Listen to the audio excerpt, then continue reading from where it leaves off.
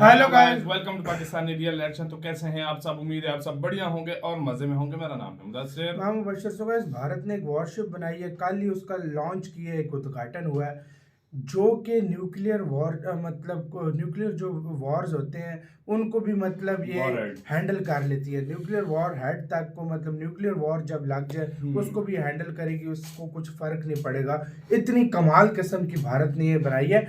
INS मोरगुमुगु इसका नाम है। लॉन्च ये इसको लॉन्च किया गया और ये इंडिया की वॉरशिप है, खुद इंडिया ने बनाई है यार। बहुत बड़ी बात बहुत है। बड़ी बात अभी है। भी हम टर्की को ऑर्डर दे रहे हैं, चाइना को वॉरशिप्स के लिए इंडिया ऑर्डर खुद दे रहे बना रहा हैं है। और इंडिया खुद बना रहा है। मजा है। उसके बारे में और जानते हैं। पीटी सर का वीडियो है तो काउंट डाउन करते हैं 3 2 1 एंड स्टार्ट।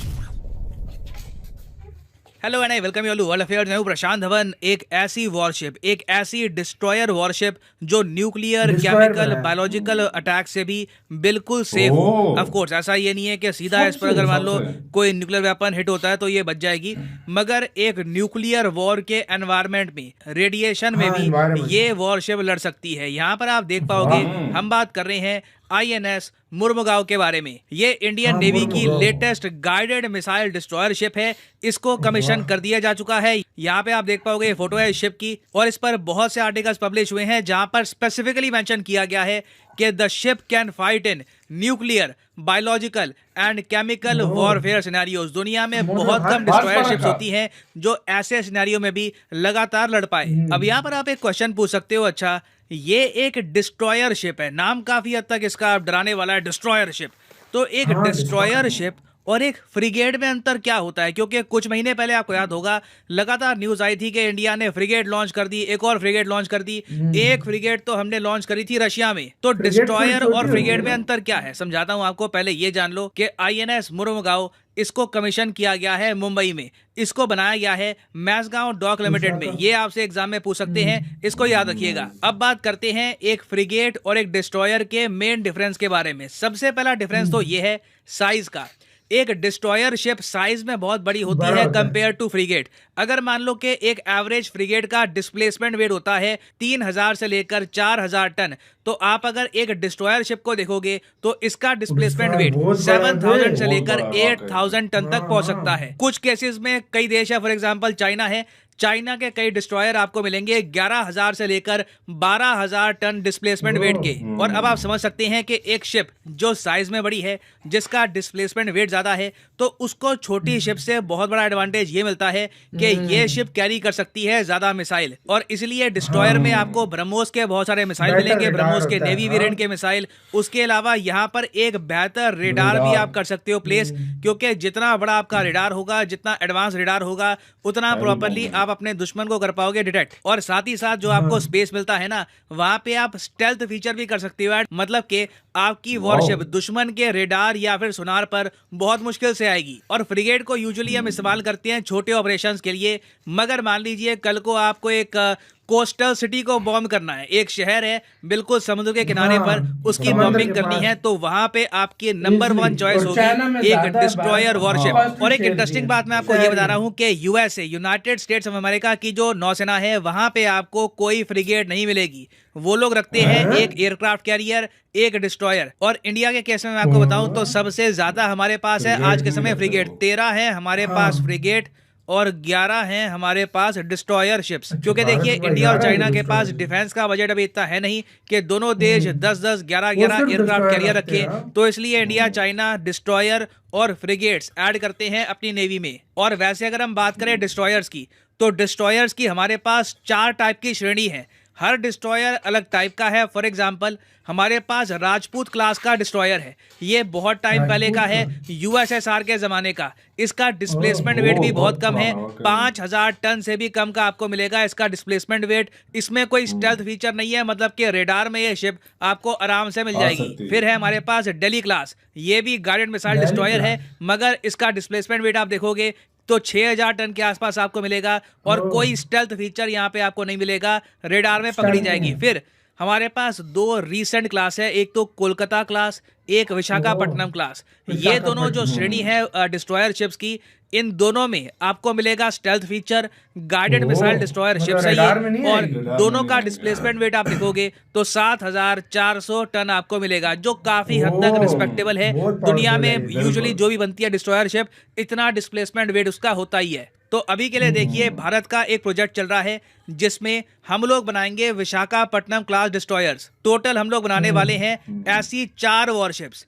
एक बन चुकी है, कमीशन हो चुकी है, 4.4 आईएनएस बिलियन विशाखापट्टनम, डॉलर की और होंगी ये एक चार। अब कमीशन हो चुकी है आईएनएस मोरमुगांव। भाई, टोटल इतना कॉस्ट है बड़ा है इस वो, पूरे ना? प्रोजेक्ट की 3800 करोड़ रुपए। जी हाँ, तो इसका मतलब ये हो गया कि एक डिस्ट्रॉयर की कॉस्ट आ रही है ऑलमोस्ट 9000 करोड़ रुपए। तो जो ये वॉरशिप हमने करी है अभी Almost 1 कमीशन, billion। इसकी कॉस्ट 800। 9000 करोड़ रुपीस है, 1.1 बिलियन डॉलर। एक और जब आप 1.1 1.1 बिलियन डॉलर एक खर्चते हो सिर्फ एक वॉरशिप में, तो आपको बहुत सारी सहूलियतें मिलेंगी। बहुत बड़ी वॉरशिप है, तो यहाँ पे आप 2 ध्रुव हेलीकॉप्टर या फिर ध्रुव 2 सी मिलेंगे। किंग MK-42 इसी भी के ऊपर हेलीकॉप्टर रखने कर के सकते लिए। हो प्लेस।